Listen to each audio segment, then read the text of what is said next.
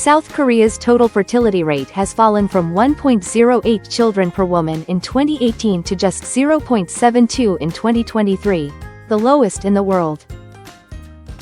This collapse is more extreme than in neighboring Japan and China, placing South Korea in ultra-low fertility territory. Skyrocketing housing costs and Seoul and intense work cultures discourage young couples from starting families. Educational pressures and financial costs further exacerbate the decision to have children, despite government incentives. South Korea recorded a net population decline for the first time in 2020, falling from 51.8 million to 51.6 million by 2022. Projections estimate a further fall to around 36 million by 2072 if current fertility trends persist. The rapid aging and shrinking of South Korea's population threatens sustained economic growth. A falling working age cohort means fewer taxpayers to fund pensions and healthcare for an expanding elderly population.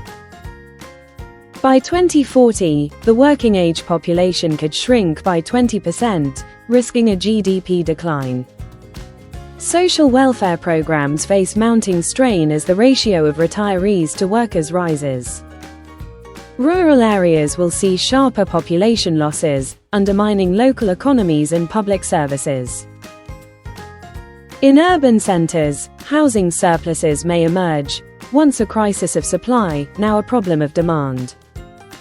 Gender imbalances persist, as women shoulder disproportionate domestic responsibilities, dissuading careers with large families. Some analysts argue lower population pressure could ease environmental stress and infrastructure congestion. Yet these benefits do little to offset the economic risks of labor shortages, which could drive wages and business costs upward. The scenarios threaten South Korea's competitive edge in global markets. In response to mounting alarm, South Korean administrations have implemented generous family policies since 2016, including monthly child allowances and free preschools. Despite these initiatives, take-up remains modest. Only about 40% of eligible fathers use paternity leave, and many women return to work briefly. Local governments have experimented with baby cities, offering subsidized housing and childcare. However, evaluations show limited impact on new parents. Critics argue that without work culture reforms, like capping overtime and flexible schedules, these policies will remain cosmetic. A recent report recommends shifting focus from incentives to structural reforms, boosting women's labor force participation, and promoting equitable labor sharing. Only by addressing deep-rooted gender norms and workplace practices can South Korea hope to reverse its fertility collapse. Looking beyond traditional incentives, experts propose innovative housing prioritization for families and tax credits tied to household size. Subsidized fertility treatments aim to address multiple barriers facing families today.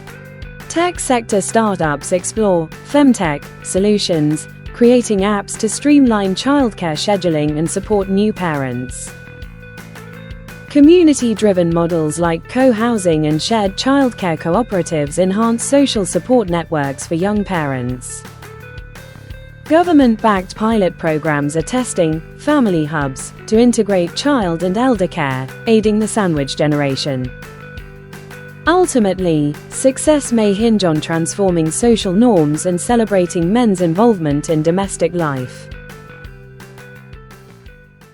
If current trends remain unchecked, South Korea's population could halve by 2100, falling to as low as 22 million.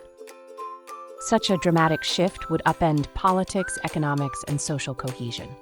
Pensions may collapse under too few contributors. Universities and schools could shutter for lack of students. The crisis presents an opportunity to reimagine a leaner, more sustainable society. Robotics and AI could offset labor shortages, while a smaller population might reduce urban sprawl and carbon emissions. By prioritizing quality of life, affordable housing, generous family leave, and gender equity, South Korea could emerge as a global exemplar. The path forward demands bold leadership, societal consensus, and willingness to challenge entrenched norms. Should South Korea succeed, its experience will offer crucial lessons for other nations facing their own demographic crossroads.